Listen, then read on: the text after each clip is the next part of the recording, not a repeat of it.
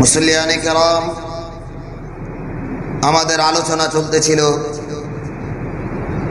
জীবন ব্যবস্থাপনার জন্য আল্লাহর বিধানের বিকল্প কিছুই। এটা আমাদের এক আলোচনা কয়েক সপ্তাহ যাবৎ চলতেছে। আল্লাহর বিধানের বহির্ভূত, আল্লাহর বিধানের বাহিরে যেই যাবে, যখন যাবে, যে অবস্থায় যাবে, মানুষ তার থেকে কখনো নিরাপত্তা পাবে না, নিরাপত্তার আশাও করতে পারে না।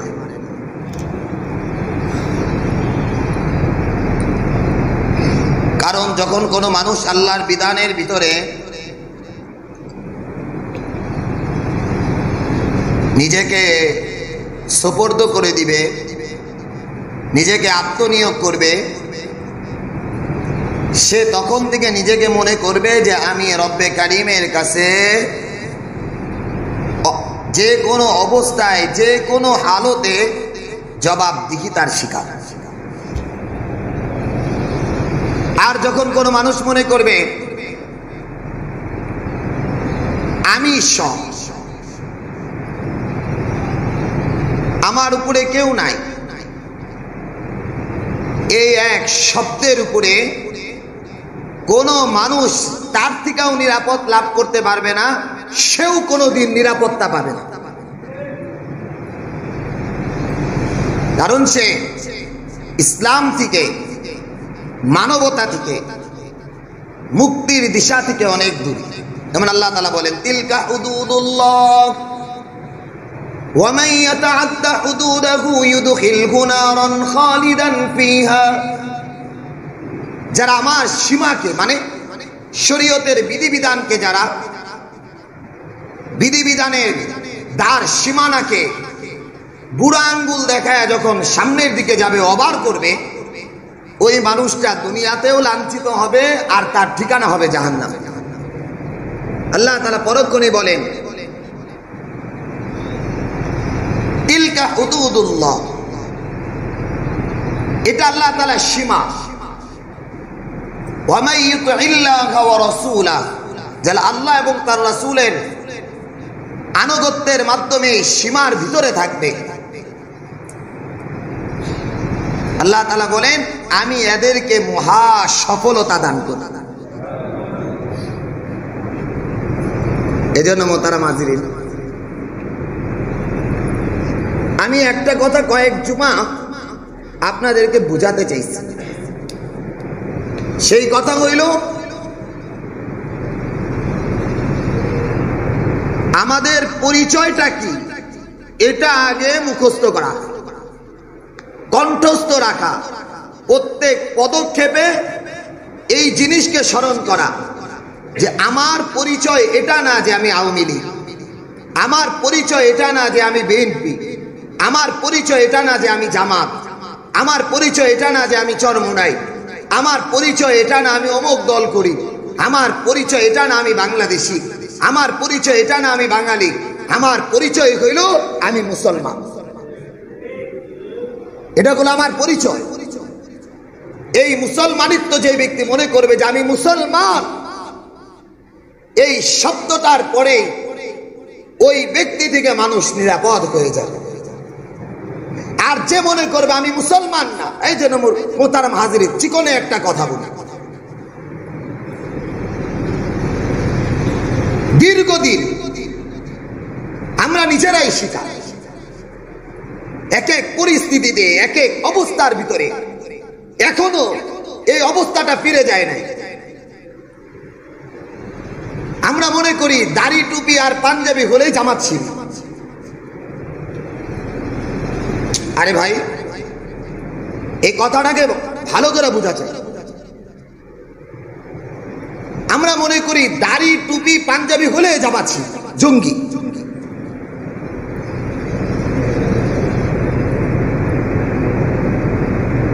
এই একটা শব্দ আমাদের পরিবর্তন করতে হবে। দ্বিতীয় আরেকটা শব্দ ব্যবহার পরিবর্তন করতে হবে।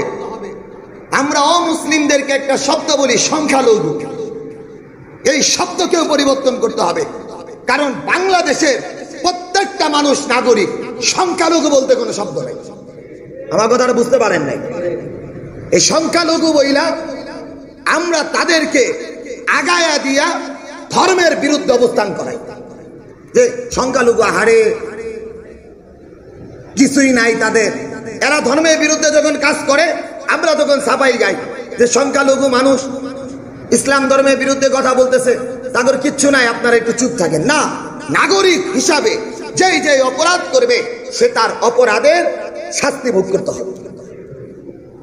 আমার কথা বুঝতে পেরেছেন? আরেক হলো যে শব্দ আমাদের পরিবর্তন করা দরকার। দাড়ি টুপি আর পাঞ্জাবি দেখলেই আগে একটা শব্দ ছিল, এই যে আমি আমার নিজেও আমারে বলছি মোহতারাম হাজিরিন, আমারে কই দিয়েছে কয় রাজাকার, আপনি রাজাকার। একটা জায়গায় বিতর্ক হইতেছিল, আমারে কয় রাজাকার। আমি বললাম ভাই আমি তো ৭১-এ জন্মগ্রহণ করি নাই, ২ নাম্বার কথা স্বাধীনতা দেখবো কোন দিকে? আমার আব্বাও তো তখন মনে হয় বিয়ে করে নাই। কয় না না আপনি রাজাকার, চেতনায় রাজাকার। আরে ভাই, কারণ আমার একটা সিল মারা আছে, দাড়ির সিল, আরেকটা সিল মারা আছে টুপির সিল, আরেকটা সিল মারা আছে পাঞ্জাবির সিল। এই সিলের কারণে পাশ্চাত্য ইহুদি অসভ্যতা যারা আমাদের মুসলমানের উপরে সবচেয়ে বেশি ক্ষতি করে, তারা হইল ধর্মীয় পোশাক, ধর্মীয় কথা, ধর্মীয় লিবাস, ধর্মীয় অনুশাসন তারা এক মুহূর্তের জন্য মেনে নিতে পারে না। কারণ কি জানে, ধর্ম যদি প্রকাশ পায়, ধর্মীয় অনুশাসন যদি চলে, নিরাপদ হয়ে যাবে দেশ, মদের আইন চলবে না, নিরাপদ হয়ে যাবে দেশ, সুদ ভিত্তিক দেশ চলবে না, নিরাপদ হয়ে যাবে দেশ, ঘুষ ভিত্তিক রাজনীতি চলবে না। তখন এই অবস্থার ভিতরে তারা ভীত সন্ত্রস্ত হয়ে থাকে। আরে দাড়ি টুপিওয়ালারা যে ইসলামের কথা বলে, এই ইসলামের কথা বললে তো আমাদের ভাগ থাকবে না। এই জন্য মোহতারাম হাজিরিন, এই শব্দগুলোর পরিবর্তন করা চাই। এই শব্দটার পিছনে কতটা মারাত্মক এক শব্দ রয়েছে আমরা কখনো চিন্তাও করতে পারবো না। মুয়াজ্জিন সাহেব বুজুর্গ, এজন্য এই যে শব্দগুলো, এই শব্দ চয়নের পরিবর্তন দরকার, আমাদের মন মানসিকতার পরিবর্তন দরকার।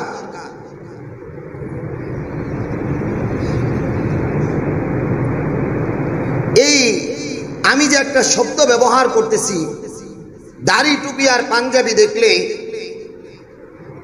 জামাত, শিবির, জঙ্গি, হেফাজত, বহেন, এই শব্দগুলো কতটা মারাত্মক কখনো চিন্তা করি না। এই শব্দের পরে যদি এই দাড়ি আর টুপি আর পাঞ্জাবির কারণে যদি এই শব্দটা ব্যবহার করে থাকি, আমার ঈমান চলে যাবে, ঈমান চলে যাবে। কেন? ভালো করে বুঝেন। আল্লাহ তাআলা বলেন, আল-ইয়াওমা আকমালতু লাকুম দীনাকুম ওয়া আতমামতু আলাইকুম নি'মাতি ওয়া রাদিতু লাকুমুল ইসলাম দীনা। বিদায় হজের সময় আল্লাহ তাআলা এই আয়াতে কারিমাকে নাজিল করেন, সূরা মায়েদা। আজ আমি ইসলামকে পরিপূর্ণ করে দিলাম। বিদায় হজের আগ দিয়া আল্লাহ তাআলা বলেন, আল-ইয়াওমা আকমালতু লাকুম দীনাকুম, আজকে আমি দ্বীনকে পরিপূর্ণ করে দিলাম, বিধিবিধানকে। এই বিধিবিধানের মধ্য দিয়ে আল্লাহ তাআলা কি বলেন রাসূল সম্পর্কে? মা আতাকুমুর রাসূল ফাখুযু, আমার রাসূল যা নিয়ে আসবে সেটাকে আঁকড়ে ধরবা। ওয়া মা নাহাকুম আনহু ফান্তাহু, আমার রাসূল যেগুলোকে নিষেধ করবে সেগুলো থেকে বিরত থাকবা। তাহলে আল্লাহ তাআলা শরীয়তের মাপকাঠি বানিয়েছেন নবী আলাইহিস সালাতু ওয়াস সালামকে। অতএব আমার টুপির সিলসিলাটা এখান থেকে না, এটা সুন্নত। নবী আলাইহিস সালাতু ওয়াস সালাম মাথা ঢেকে রাখতেন, জুব্বা এই লম্বা জামা পরিধান করতেন, পাগড়ি পরিধান করতেন, এটা নবী আলাইহিস সালাতু ওয়াস সালামের সুন্নত। দাড়ি রাখা, এটা নবী আলাইহিস সালাতু ওয়াস সালামের সুন্নত। মোষ খাটো রাখা, এটা নবী আলাইহিস সালাতু ওয়াস সালামের সুন্নত। এই সুন্নতের উপরে কোন মানুষের উপরে কটাক্ষ কইরা, দাড়ির উপরে কটাক্ষ কইরা, পাঞ্জাবির উপরে কটাক্ষ কইরা, টুপির উপরে কটাক্ষ কইরা আপনি একটা তহমত দিয়ে দিলেন, জঙ্গিবাদের তহমত দিয়ে দিলেন, জামাত শিবিরের তহমত দিয়ে দিলেন, হেফাজতের তহমত দিয়ে দিলেন। সঙ্গে সঙ্গে এই কটাক্ষ করার কারণে, এটা আল্লাহ রসুলের সুন্নতকে আপনি কটাক্ষ করার কারণে আপনার ঈমান চলে গেছে। আপনি তো বুঝতেই পারেন নাই, আপনি তো বুঝতেই পারেন নাই। আপনি তো মনে করছেন হাসি তামাশার ছলে সুন্দর করে টুপির বিরোধিতা করলে কি হয়েছে, হুজুরের বিরোধিতা কি করলে কি হয়েছে। না রে ভাই, হুজুরের বিরোধিতা এখানে না, এখানে তো আপনি দাড়ির বিরোধিতা করেছেন। দাড়িটা সে সুন্নতের কারণে রাখার কারণে আপনি তার বিরোধিতা করেছেন। আপনি বিরোধিতা দাড়ির করেন নাই, নবী আলাইহিস সালাতু ওয়াস সালামের সুন্নতের বিরোধিতা করেছেন। রসুলের সুন্নতের শুধু বিরোধিতা করেন নাই, স্বয়ং রসুলের বিরোধিতা করেছেন। শুধু রসুলের বিরোধিতা করেন নাই, আল্লাহ তাআলার হুকুমকে অমান্য কইরা আল্লাহর আইনের বিরোধিতা বুড়া আঙ্গুল দেখায়া আপনার ঈমান শেষ হয়ে গেছে। আপনি তো খেয়ালও করেন। এই জন্য মোহতারাম হাজিরিন, এই শব্দগুলোর পরিবর্তন করা চাই। দাড়ি এটা মুসলমানের পরিচয়, টুপি পরা এটা মুসলমানের পরিচয়, পাঞ্জাবি পরা এটা মুসলমানের পরিচয়, পাগড়ি পরিধান করা এটা মুসলমানের পরিচয়, দাড়িকে লম্বা রাখা এটা মুসলমানের পরিচয়। এই মুসলমানের পরিচয় যদি আমি বহন করতে না পারি, দুনিয়ার জমিনেও আমি অপরাধী, রব্বে কারীমের কাছেও অপরাধী হিসাবে দাঁড়াইতে হবে। উল্টা আপনি অপরাধটাকে ঢাকার জন্য সুন্দর করে তহমত দিয়ে দিতেছেন। আল্লাহ তাআলা আমাদেরকে বুঝার তৌফিক দান করুন। এগুলো জরুরি কথা, এগুলো জরুরি কথা। ঈমান কখন যাইতেছে চিন্তাও করতে পারতেছে। ভাই আরেকটা কথা বুঝি ভালো করে, কোন একটা জায়গায় কোন একটা কারণে একজন দাড়িওয়ালা, পাঞ্জাবিওয়ালা, জুব্বাওয়ালা, পাগড়িওয়ালা, একজন ভালো মানুষ, আলেম ওলামাই ধরেন মুফতি সাহেব মানুষ আক্রান্ত হয়েছে, অপরাধ করছে। এই অপরাধ করার কারণে আপনি কোন ধর্মকে গালি দিতে পারবেন না। যে অপরাধ করেছে সে অপরাধ, আপনি কোন ধর্মকে গালি দিতে পারবেন না,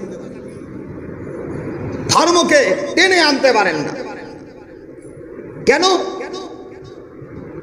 মসজিদে ঢুকছে জুতা চোর।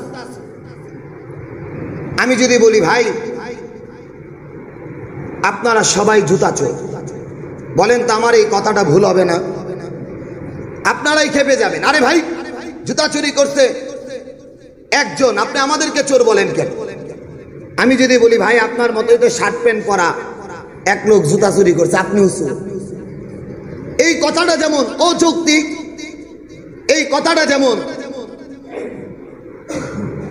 সত্য কথা না, এই কথাটা যেমন মিথ্যা কথা, তদুরূপ যে অপরাধ করছে সে অপরাধী।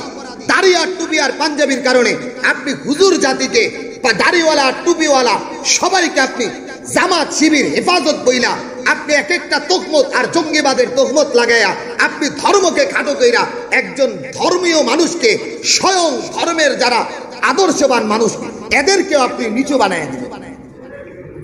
কেন? বলে আপনার মন মানসিকতার কারণে। ভাই যে চুরি করছে সে চোর, যে জুতা চুরি করছে সে চোর, সে মুসল্লি বেশে চুরি করছে, এজন্য সকল মুসল্লি চোর হইতে পারে না। তদুরূপ কোন দাড়িওয়ালা টুপিওয়ালা অপরাধ করলে সে অপরাধী, এজন্য সকলেই অপরাধী হইতে পারে না। এজন্য আমাদের ঈমানকে বাঁচানো চাই, আকীদাকে বাঁচানো চাই।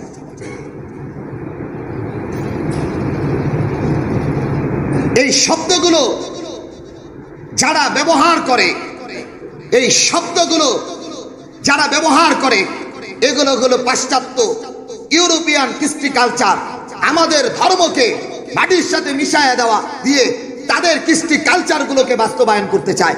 এজন্য মুহতারাম হাজিরিন, আমাদের এই শব্দগুলোর পরিবর্তন দরকার।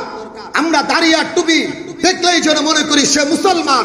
একজন দাড়িওয়ালা, টুপিওয়ালা, পাঞ্জাবিওয়ালা এরকম একজন মানুষ দেখলেই যেন আমার দিলের ভিতরে আসে সে একজন মুসলমান, সে একজন ভালো মানুষ। এই কথা যেন আমার কল্পনার ভিতরে আসে। এক মুখ মুহূর্তের জন্য যেন এটা মাথার ভিতরে না আসে টুপি মানেই জঙ্গিবাদ, দাড়ি মানেই জঙ্গিবাদ, পাঞ্জাবি মানেই জঙ্গিবাদ। এটা যদি মনে করি যত বড়ই দরবেশের অবস্থানে আমি যাই, ইমানদার থাকতে পারবো না। আল্লাহ জাল্লা শানুহু আমাদেরকে বুঝার তৌফিক দান করেন। দ্বিতীয় আরেকটা কথা, আমার কথা বুঝতেছেন সবাই? আমি এই যে ইউনো অফিসে বলছিলাম, এখন না প্রায় 1 বছর আগে পারভেজ মল্লিক ইউনো যখন ছিলেন তখন বলছিলাম, আমাদেরকে ডাকছিলেন, ডেকে বাল্য বিবাহের বিরুদ্ধে আমাদেরকে ডাকছে। বাল্য বিবাহ বয়কট করেন, বাল্য বিবাহ অবৈধ। ওসি স্যার বসা, সার্কেল এসপি সাহেব বসা, ওনারা আমাদেরকে প্রথমে বললেন, বক্তব্য দিলেন, চমৎকার বক্তব্য দিলেন। আরে ভাই, এই বক্তব্যগুলো কোন বিসিএস ক্যাডার দেয় নাই, আমার মতোই মোল্লা মৌলবী দিছে, যারা সারা জীবন অসৎ মানুষের পা চাইটা নিজের চাকরিকে, নিজের অবস্থানকে ধরে রাখছে। তারা হালাল হারাম এক মুহূর্তের জন্য তুয়াজ করতে পারে নাই। ওনারা দাঁড়িয়ে বললেন বাল্য বিবাহ অবৈধ। আয় হায়, ইন্না লিল্লাহ। আমি যখন এই কথাটা শুনলাম, বাল্য বিবাহ অবৈধ, মাথা থেকে রক্ত, পায়ের রক্ত মাথায় উঠে গেছে। হায় হায়, বাল্য বিবাহ অবৈধ, অবৈধ শব্দটা ব্যবহার হয়েছে। বক্তব্য দেওয়ার পরে আমি বক্তব্য দিয়ে শুধু বলছিলাম, স্যার আমি 2টা কথা বলবো, 2টা কথা। আমি কিছু সময়ের জন্য যদি মেনে নেই বাল্য বিবাহ অবৈধ, কিছু সময়ের জন্য আপনার সাথে মেনে নিলাম, এই মেনে নেওয়ার কারণে আমি মুসলমান থেকে কাফের হয়ে গেলাম। সবাই তো আশ্চর্য, চোখ বড় বড় আমার দিকে তাকাইছে। বললাম কেন? শুনেন, আমি যদি বলি বাল্য বিবাহ অবৈধ, স্বয়ং নবী আলাইহিস সালাতু ওয়াস সালাম আম্মা জান আয়েশা সিদ্দিকাকে বাল্য অবস্থায় বিবাহ করেছেন। আম্মা জান আয়েশা সিদ্দিকাকে 6 বছর বয়সে বিবাহ করেছেন, বাবাই উঠায় দিছে। আবু বকর রাদিয়াল্লাহু তাআলা আনহু 9 বছর বয়সে নবী আলাইহিস সালাতু ওয়াস সালামের ঘরে পাঠায় দিছে। তাহলে নবী আলাইহিস সালাতু ওয়াস সালাম বাল্য বিবাহ করছেন। আমি যদি মুহূর্তের জন্য আপনার এই কথাকে মেনে নেই বাল্য বিবাহ অবৈধ, তাহলে প্রমাণ হইতেছে আল্লাহ রাসূলের বিবাহ ছিল অবৈধ। ঈমান, ঈমান বলেন, ঈমান। অতএব আপনার এই কথাটা যারা এমন করে বলছিলাম, যারা চাটুকার আপনাদের সাথে বলছে বাল্য বিবাহ অবৈধ, তাদের মাথায় ন্যূনতম এই জিনিসের চিন্তা নাই। স্বয়ং আল্লাহ রাসূল নয়, সাহাবায়ে কেরাম, তাবিঈন, তাবিঈন, আইম্মায়ে মাসাজিদ, আইম্মায়ে মুস্তাহিদিন সহ যুগের শ্রেষ্ঠ কিতাবগুলোয় এই বিধান একেবারেই আল্লাহ তাআলা স্পষ্টভাবে বলে দিয়েছেন। বিবাহের বিধানাবলীর মধ্যে বাল্য বিবাহ জায়েজ। আমি যদি এই বাল্য বিবাহের বিরুদ্ধে অবৈধ শব্দ ব্যবহার করি, প্রথম রাসূলের গায়ে লাগবে, রাসূলের চরিত্রের উপরে লাগবে, এরপরে আকাবির আসলাফের উপরে লাগবে, সঙ্গে সঙ্গে ধর্মের উপরে আঘাত লাগে, আমার ঈমান চলে যাবে। একটা কথা বলতে পারে নাই। তখন শুধু পারভেজ মল্লিক স্যার বলছিল, আপনার কথাটা যুক্তিযুক্ত, কিন্তু রাষ্ট্রীয় আইন মানতে হবে। আমি বলেছিলাম রাষ্ট্রীয় আইন মানার জন্য রাষ্ট্রীয় হুজুর আছে, আমরা নাই।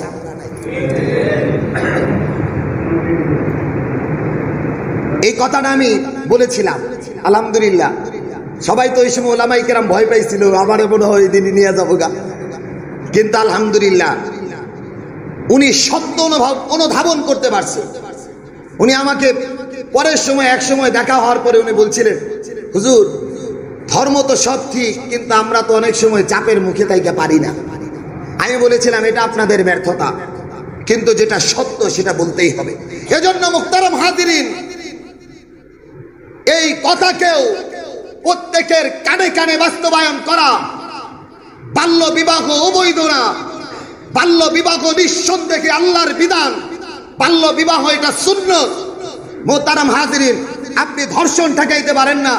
পার্কের ভিতরে বাচ্চা মেয়েদেরকে সাথে নিয়ে প্রেম প্রীতি হইতেছে, সেটা আপনারা ফিরাইতে পারেন না। একটা ছেলে আরেকটা মেয়েকে পালায় নিয়ে চলে যায় কোর্ট ম্যারেজ করতেছে, কোর্ট ঠেকাইতে পারেন না। মসজিদ মাদ্রাসাগুলো এসা বাল্য বিবাহের বিরুদ্ধে স্লোগান দিয়া ধর্মকে কলুষিত করার কারণ হইল পাশ্চাত্য ইহুদি সভ্যতাগুলোকে আমাদের দেশের এজেন্ডাগুলো বাস্তবায়ন করা। এই জন্য মুহতারাম হাজিরিন, সময় আসছে আমাদের ধর্মীয় অনুভব আর অনুধাবনগুলোকে মানুষের কানে কানে পৌঁছে দেওয়া। বাল্য বিবাহ রোগ অবস্থান যদি থাকে, এজন্য আপনি অবৈধ বলতে পারবেন না। বলতে পারবেন রোগের মহামারী হওয়ার থেকে আমরা বেঁচে থাকি, এজন্য আপনি অবৈধ বলতে পারবেন। বাল্য বিবাহ আপনারা অবৈধ বলছেন। 18 বছর বয়সে একটা মেয়ে বিবাহিত হবে, 22 বছরে একটা ছেলে বিবাহ করবে। এর আগে স্কুল কলেজের সহশিক্ষার মাধ্যমে এক এক জায়গায় পার্কে এক এক জায়গায় যাইতেছে, এক এক জায়গায় ঘুরতে যাইতেছে, একই গুন্ডার পিছনে ছেলে মেয়ে একসাথে যাইতেছে। এটা অবৈধ না। অবৈধ হইল যখন বাবা, ছেলের বাবা মেয়ের বাবা মিলে একটা বিবাহ দিছে, ওই সময় যায় প্রশাসন যায় হাজির, বিবাহ বন্ধ করে দাও। ও মুহতারাম হাজিরিন, এটার মানে এটা অবৈধ জিনিসকে তারা বৈধ কইরা বৈধ জিনিসকে অবৈধ করতে চায়। আল্লাহ জাল্লা শানুহু আমাদেরকে বুঝার তৌফিক দান করুন। এজন্য আমরা সোচ্চার হই। আমি একটা কথা বারবার বলি, যেটা কালো কালোই বলতে হবে আপনাকে, যেটা সাদা আপনাকে সাদাই বলতে হবে। সাদার কালোর ভিতরে মিশ্রণ করলে মানবতাও থাকবে না, মনুষ্যত্বও থাকবে না, ঈমান তো থাকবেই না। এজন্য মুহতারাম হাজিরিন, মানবীয় দৃষ্টিতে আমাদের অবস্থানকে ঊর্ধ্বে রাখা, আল্লাহর বিধান বাস্তবায়নের ক্ষেত্রে নিজের জীবনকে উৎসর্গ করা। কেন? এজন্যই আল্লাহর আইন বাস্তবায়ন হলে ওই ধর্ষণ থেকে আমার দেশ নিরাপদ, ওই দুর্নীতি থেকে আমার দেশ নিরাপদ, ওই আয়না ঘর থেকে আমার দেশ নিরাপদ, ওই গুম আর খুন থেকে আমার দেশ নিরাপদ। আমার দেশের অর্থগুলো যা বিদেশে পাচার হয়েছে, ওই পাচারকৃত অর্থগুলো নিরাপদ হয়ে যাবে, আমার দেশের সম্পদে রূপান্তরিত হবে যদি আল্লাহর আইন বাস্তবায়ন হয়। এজন্য চেষ্টা করা, মুজাহাদা করা। আল্লাহ জাল্লা শানুহু আমাদেরকে বুঝার তৌফিক দান করেন। কালামে হাকিমের সূরা কাহাফের কয়েকটা আয়াতে কারিমা তিলাওয়াত করেছি। আল্লাহ জাল্লা শানুহু দুই মানুষের এক দৃষ্টান্ত পেশ করেছেন। সূরা কাহাফ আয়াত নাম্বার 32, আল্লাহ তাআলা বলেন, ওয়াদরিব লাহুম মাসালার রাজুলাইন, দুই মানুষের দৃষ্টান্ত। জাআলনা লি আহাদিহিমা জান্নাতাইনি মিন আ'নাব,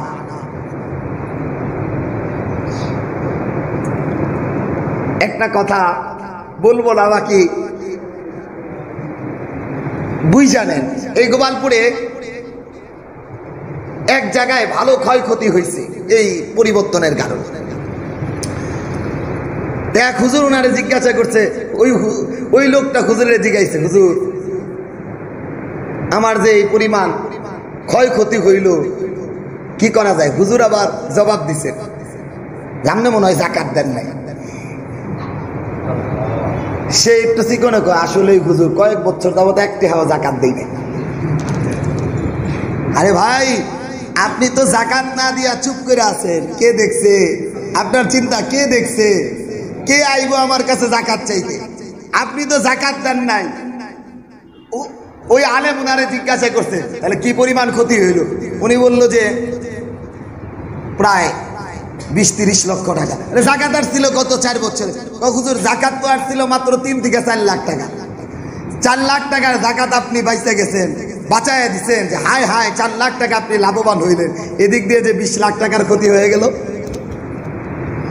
এজন্য মুহতারাম হাজিরিন, কি মনে করছেন? ইন্না বাতশা রাব্বিকা লাশাদীদ ইন্নাহু হুয়া ইউবদিউ ওয়া ইউঈদ, আল্লাহর পাকড়াও শক্ত পাকড়াও, বাকি যখন তখন ধরবেন না।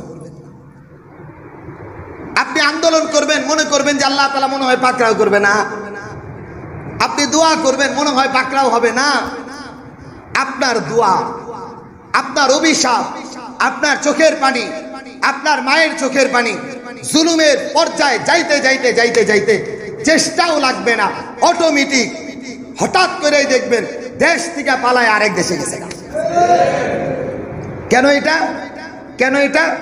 বলে জুলুম নির্যাতনের স্টিম রুলার চলতে চলতে চলতে চলতে আরশে আজিম পর্যন্ত পৌঁছতে পৌঁছতে এখন আর অবস্থা নাম নাই। এই জন্য মুহতারাম হাজিরিন, আপনি তো মনে করছেন আল্লাহর বিধান মানতেছি না, কি হইতেছে, কি হইতেছে তা না, কখন যে কি হয়ে যাবে চিন্তাও করতে পারবেন। আমি এই কালকের আগের দিন ওলামায়ে কেরাম তো ত্রাণ সংগ্রহ করতেছেন, ওই রাস্তায় যাইতে যাইতে এই কথাগুলো হইল। আমি তো আশ্চর্য হইলাম, আরে ভাই এটা তো আমাদের জন্য বড় শিক্ষা। যে উনি চিকনে কইছে হুজুরের কাছে, হুজুর আমি আসলে 3 বছর যাবত যাকাত দেই না, ক্ষয়ক্ষতি তো অনেক হয়ে গেছে। অথচ নবী আলাইহিস সালাতু ওয়াস সালাম বলছেন, আরে ভাই তুমি যখন তোমার সম্পদের যাকাত দিবা, তুহরাতুন লিল মাসাকিন, তুহরাতুন লিল মাল, যাকাতের মাধ্যমে আল্লাহ তাআলা তোমার মালকে হেফাজত করবেন, পুত পবিত্র করে দিবেন।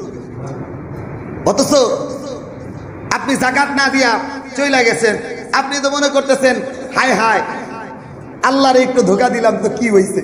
হঠাৎ করে দেখবেন আপনার গাড়িটা এমন ভাবে নষ্ট হয়েছে 4 লাখ টাকা শেষ, আপনার ঘরের ভিতরে এমন কিছু লাগছে 10 লাখ টাকা শেষ, ছেলে পেলে এমন টাকা চাইতেছে 20 লাখ টাকা শেষ। আপনি এক জায়গায় যাকাতের টাকা আটকায়া, গরিব দুঃখীর টাকা আটকায়া আরেক দিকে 20-30 লক্ষ যাইতেছে, চিন্তাও করতে পারবেন। এই জন্য মুহতারাম হাজিরিন, আল্লাহর বিধানের বাহিরে যাওয়া আমাদের জীবনের জন্য বড় লাঞ্ছনা। কেন আল্লাহ তাআলা বলছেন, লাঞ্ছনার কথা বলছেন সূরা বাকারা, আফাতুমিনুনা বিবাদিল কিতাব ওয়া তাকফুরুনা বিবাদ ফামা জাযাউ মান ইয়াফআলু যালিকা মিনকুম ইল্লা খিজিয়ুন ফিল হায়াতিদ দুনিয়া। প্রথম কথা বলছেন পার্থিব জগৎ, তুমি যদি আল্লাহর বিধানের এক অংশ মানো, আরেক অংশ না মেনে দাও। নামাজের বিধান প্রথম কাতারে এসে তুমি সিজদার সাথে সুন্নত, নফল, আওয়াবিন, ইশরাক সব আদায় করতেছো, আল্লাহর দিন বাস্তবায়ন করতে হবে না, তুমি মুখটা ঘুরায় নিয়ে গেছো। যাকাত আদায় করতে হবে, মুখ ঘুরায় নিয়ে গেছো। সত্য কথা বলতে হবে, তুমি মুখ ঘুরায় নিছো। তুমি আল্লাহর এক বিধানে মানছো, আরেক বিধানকে মানো নাই। আরেক বিধানকে না মানার কারণে দুনিয়াতেও লাঞ্ছিত হবা, আখিরাতেও লাঞ্ছিত হইল। আল্লাহ জাল্লা শানু আমাদেরকে বুঝার তৌফিক দান করুন।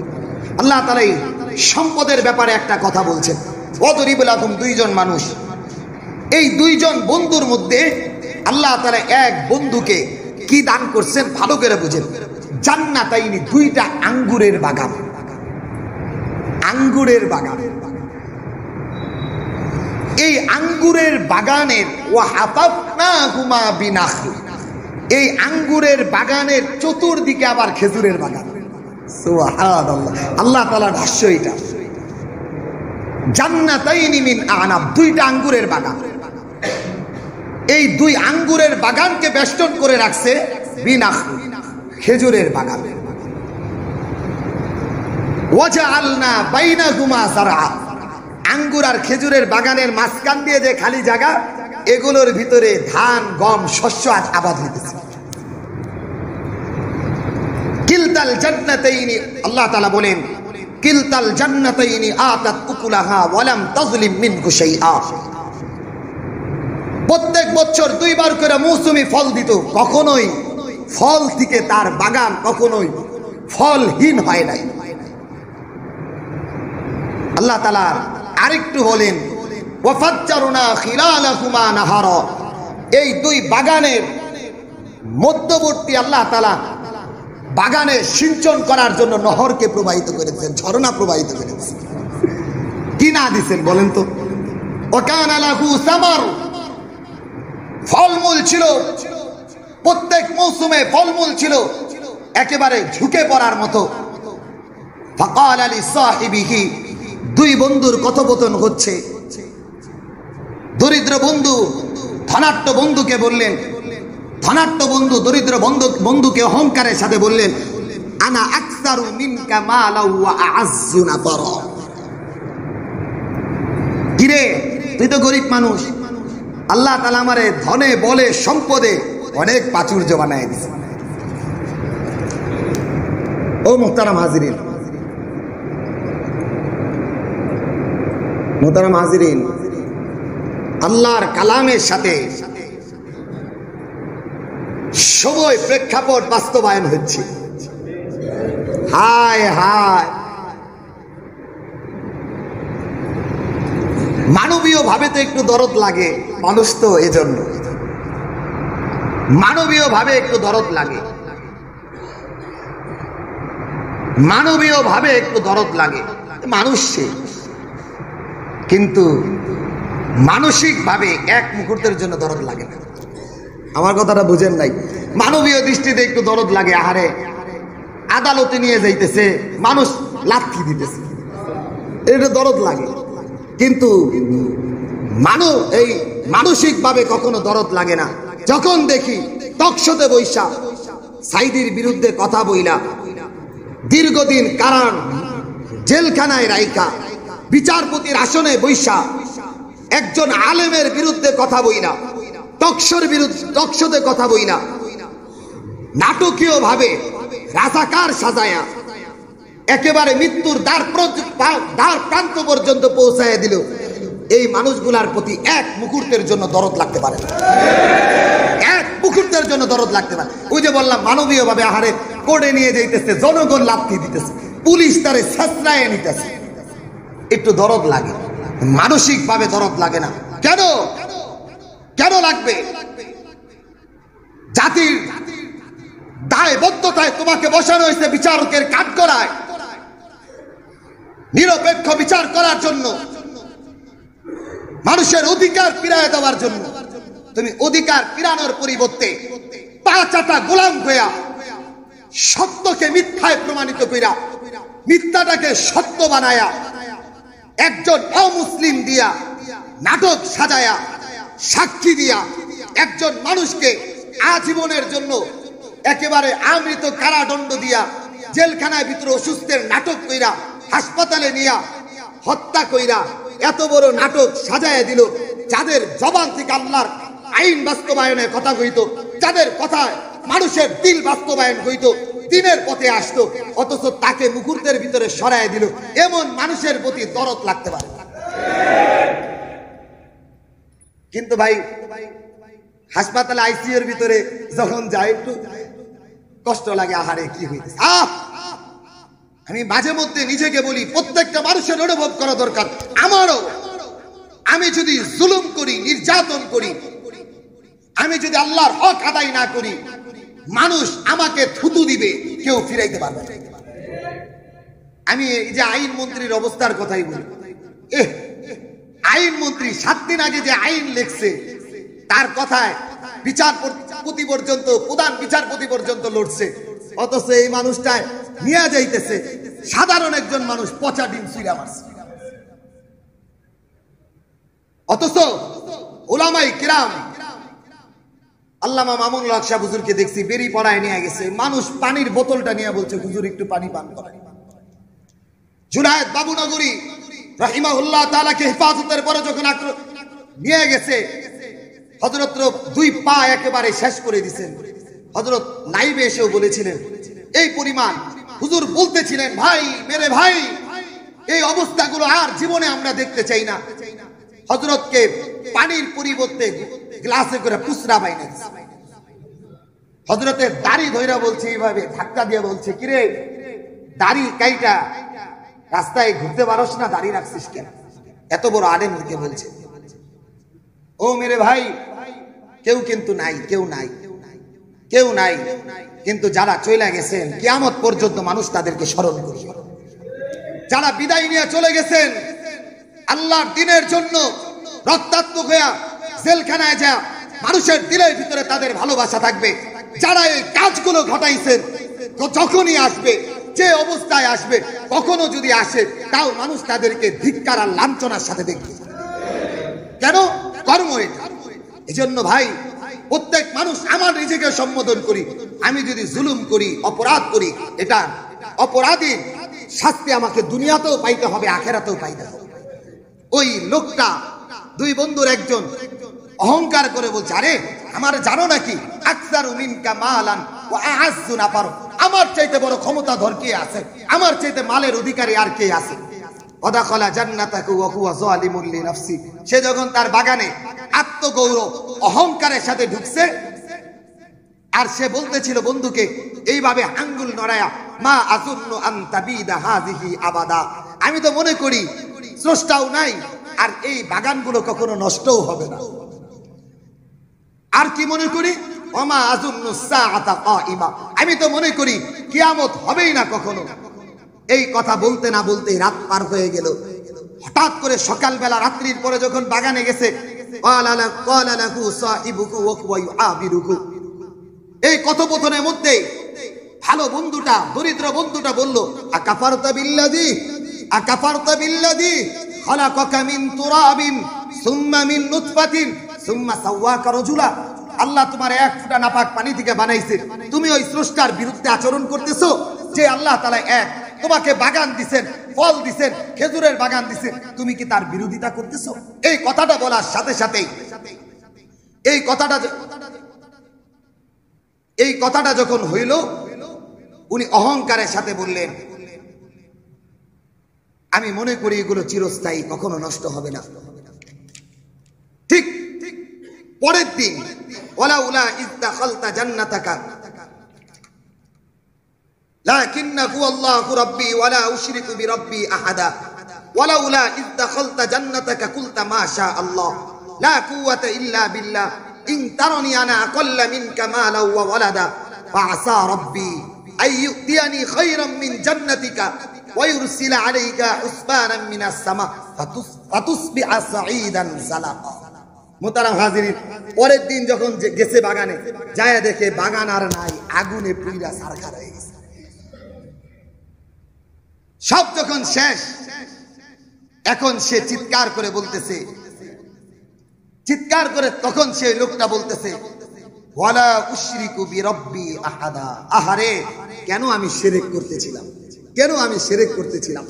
যখন সব শেষ হয়ে গেছে তখন বলে, আমি কেন এটা করতেছিলাম, কেন তার কথা শুনতেছিলাম, কেন এই নেতার বড় ব্যক্তির কথা শুনতেছিলাম। আল্লাহ আমাকে সম্পদ দিছিলেন, আমি শুকরিয়া আদায় করলেই হয়ে যাইত, কিন্তু যখন শেষ হয়ে যাবে তখন আর চিন্তা করে কখনো কুল কিনারে পাবেন না। ও মুহতারাম হাজিরিন, এগুলো থেকে আমাদের শিক্ষা নেওয়া দরকার। আল্লাহর কালাম থেকে আল্লাহ আমাকে ধনে বলে শক্তিতে সামর্থ্যে অর্থ সম্পদের প্রাচুর্যতা দান করেছেন, অহংকার করার জন্য নয়। গরিব দুঃখী অসহায় মানুষের জন্য বিলায় দেওয়া, এই বন্যা কবলিত এলাকার মানুষের জন্য। এই আসুন্নাহ ফাউন্ডেশন থেকে একটা কথা খুব গুরুত্বপূর্ণের সাথে শুনি। এক লোক প্রাণ নিতে আসছে, চোখের পানি ফেলছে। হুজুর জিজ্ঞাসেন, কান্দো কেন? বলে, হুজুর গত 1 বছর আগে সুনামগঞ্জের বন্যায় আমি আমার জায়গা থেকে নিজস্ব অর্থ 30-40 হাজার টাকা দিয়ে দিচ্ছি, আর আজকে আমি হাত পাইতে নিতে আসছি। মোহতারাম হাজিরিন, বন্যা আসলে আপনি কাকে দোষাবেন? ঠাডা বইরা যদি সম্পদ নষ্ট হয়ে যায় কাকে দোষাবেন? পানিতে যদি আপনার সমস্ত সম্পদ নষ্ট হয়ে যায় কাকে দোষাবেন? এই জন্য মুহতারাম হাজিরিন, শুকরিয়া আদায় করা। লা ইন শাকারতুম লা আযীদান্নাকুম ওয়া লা ইন কাফারতুম ইন্না আযাবি লাশাদীদ। আল্লাহ তাআলা যে নিয়ামত দিয়েছেন, আমাকে অর্থ দিয়েছেন, সম্পদ দিয়েছেন, প্রাচুর্যতা দিয়েছেন, আমি আল্লাহ তাআলা শুকরিয়া আদায় করি। আমি আমার জন্য শুকরিয়া আদায় করি, আমার সম্পদের জন্য শুকরিয়া আদায় করি। করতে করতে যারা অসহায় আছে এদের জন্য যখন বিলাইতে থাকবো, আল্লাহ জাল্লা শানুহু আমার সম্পদেরও এমন ভাবে হেফাজত করবেন কল্পনাও করতে পারবেন। এই জন্য মোহতারাম হাজিরিন, মানবতার দৃষ্টিতে এই আয়াতের পর থেকে নিয়ে আগামী সপ্তাহে ইনশাআল্লাহ কথা বলবো। বন্যা কবলিত এলাকার মানুষগুলো, ছেলেরা এক এক স্কুল ইউনিভার্সিটি ছেলে, আলহামদুলিল্লাহ। আরে ভাই, কয়েকদিন আগে উলামায়ে কেরামের একটা জায়গায় আমি কথা বলেছি যে আলহামদুলিল্লাহ আমার দেশের মানুষ ঝোঁকে বাঙালি হলেও সময় মতো নিজের দেশকে হেফাজতের জন্য দৌড়াইতে থাকে। ভারত তো মনে করছিল পানি দিয়া সব শেষ, মানুষ হাহাকারে পড়বে, আমাদের দ্বারস্থ হইতে হবে। আলহামদুলিল্লাহ, খেটে খাওয়া মানুষগুলো, রিক্সা চালক মানুষগুলো, ভ্যান চালক মানুষগুলো, প্রত্যেকটা কর্মচারী কর্মকর্তাগুলো একদিন, 2 দিন, 5 দিনের বেতন দিয়া, নিজের সম্পদ দিয়া, এমনকি একটা বাচ্চা ব্যাংকে টাকা জমাইছিল, এই টাকাগুলো দিয়ে দিছে। একজন দরিদ্র অসহায় হাত পেতে খায় ভিক্ষুক, সেও তার জমানো অর্থগুলো বন্যা কবলিত এলাকার মানুষকে দিয়ে দিচ্ছে। এখান থেকেও শিক্ষা নেওয়া, আমাদের উপরে জুলুম নির্যাতন যে অবস্থায় চালা, আমরা স্বয়ং সম্পন্ন ইনশাআল্লাহ। অর্থনৈতিক ভাবে, মানসিক ভাবে কেউ যদি আমাদেরকে পরাধীনতার শিকলে আবদ্ধ করতে চায়, আলহামদুলিল্লাহ, আমরা আমাদের জায়গা থেকে, কারো কোন দেশ থেকে অর্থ না নিয়ে আমরা আমাদের দেশের মাধ্যমে জনগণের সহায়তার পাশে আমরা আসতে পারব। কোন ভারত, পাকিস্তান, আমেরিকা কারো দ্বারস্থ হইতে হবে, এটা প্রমাণ হয়ে গেছে। আলহামদুলিল্লাহ, খেটে খাওয়া মানুষগুলো সম্পদগুলো, চাষের সম্পদগুলো, নিজের চাকরির অর্থগুলো সব কিছু বিলায় দিছে। কেন? এটা মানবতা, এটা মানবতা। এটা এজন্য মুহতারাম হাজিরিন, বিভিন্ন জায়গা থেকে ত্রাণ সংগ্রহ করছে। অংশগ্রহণ আমাদের জন্য থাকেই, কখনো যেন আমরা এখান থেকে পিছপা না হই। ওই যে বললাম, আপনি এখন পিছপা হবেন 5-7 বছর পরে, কখন না জানি, রব্বে কারিম তো সব জানেন, সব গেছে। এজন্য মানবতা, এটা এটা মানবতা, মুসলমান। এটা আমি মুসলমান, সারা পৃথিবীর সমস্ত মুসলমানগুলো আমার ভাই, এজন্য খেয়াল করা। এজন্য মুহতারাম হাজিরিন, বন্যা কবলিত এলাকার যেই সমস্ত জায়গা থেকে, বিশেষ করে আমি এই যে আমাদের নাইম ভাই আছে, এখানে সেনাবাহিনীতে চাকরি করে, উনার মাধ্যমে সেনাবাহিনীর এই খবর নিচ্ছি যে কোন জায়গায় বেশি কষ্টে আছে। উনি আমারে আজকে সকালে জানাইছেন, লক্ষ্মীপুর এলাকায় যেখানে পানিটা নেমে গেছে, এই জায়গাগুলোয় মানুষ বেশি কষ্টের ভিতরে আছে। কারণ পানি থাকলে ছেলের আনন্দ ফুর্তি সমস্ত করে পানিও দেখতে যায়, ত্রাণও দিয়ে আসে। কিন্তু পানিটা নেমে গেলে আর কেউ যায়, হাঁটতেও হয়, বাড়ি বাড়ি যেতে হয়, কাদা পাড়াইতে হয়, এগুলোকে ছেলেরা আর ওই রকম মাথায় রাখে না। এজন্য মুহতারাম হাজিরিন, আসুন্নাহ ফাউন্ডেশন বিভিন্ন ভাবে, বিভিন্ন জায়গা থেকে কয়েক কোটি টাকা ত্রাণ আলহামদুলিল্লাহ ওনারা দিচ্ছেন। সেই হিসাবে আমাদের টাঙ্গাইল জেলা উলামা পরিষদ দৃঢ়ভাবে ওই সমস্ত জায়গাগুলো যারা পায় নাই, পানি নেমে গেছে, তাদেরকে চাউল, ডাউল, তেল, যেগুলো এখন আসবাবপত্র, গ্যাসের দরকার, কয়েকটা ফ্যামিলি মিলা রান্না করার মতো জায়গা দরকার, রান্না করার আসবাবিয়ার দরকার। আরে ভাই, বড় দুঃখের কথা, মানুষ কতটা মানবতাহীন। ওই এলাকার একটা গ্যাস লাইটের দাম 80 টাকা। কাকে বলবো দুঃখের কথা? একটা মোমবাতির দাম 40 টাকা। কাকে বলবো দুঃখের কথা? এজন্য মুহতারাম হাজিরিন, মানবতার দৃষ্টিতে আমরা যেন এগিয়ে আসি। আলহামদুলিল্লাহ, আমাদের উলামায়ে কেরাম সিদ্ধান্ত নিছেন, অর্থ না, বাজারের ভিতরে আপনারা জানেন অর্থ নেই। কেন? আপনার 1 বস্তা চাউল, ডাউল, পেঁয়াজ, আলু, তেল এগুলো পাঠায় দিলে এইগুলো আমরা তাদের কাছে পৌঁছায় দেব। কমসে কম একজন মানুষ যেন 10 দিনের জন্য খাবার পায়। 10 কেজি চাউল, 3 কেজি আলু, 3 কেজি ডাউল, এভাবে যেন একটা মানুষ স্বাচ্ছন্দ্যময় থাকতে পারে। উলামায়ে কেরাম উদ্যোগ নিছেন। আমাদের বরুণিয়া মাদ্রাসার মুহতামিম সাহেব নূর মোহাম্মদ সাহেব হুজুর সভাপতি, উনি আমাদেরকে বিশেষ করে আপনাদেরকে এই কথাগুলো জানাইতে বলছেন। আল্লাহ জাল্লা শানুহু আমাদেরকে মানবীয় ভাবে তাদের পাশে দাঁড়ানোর তৌফিক দান করেন। আমিন। ওয়া আখির দাওয়ানা আলহামদুলিল্লাহি রাব্বিল আলামিন।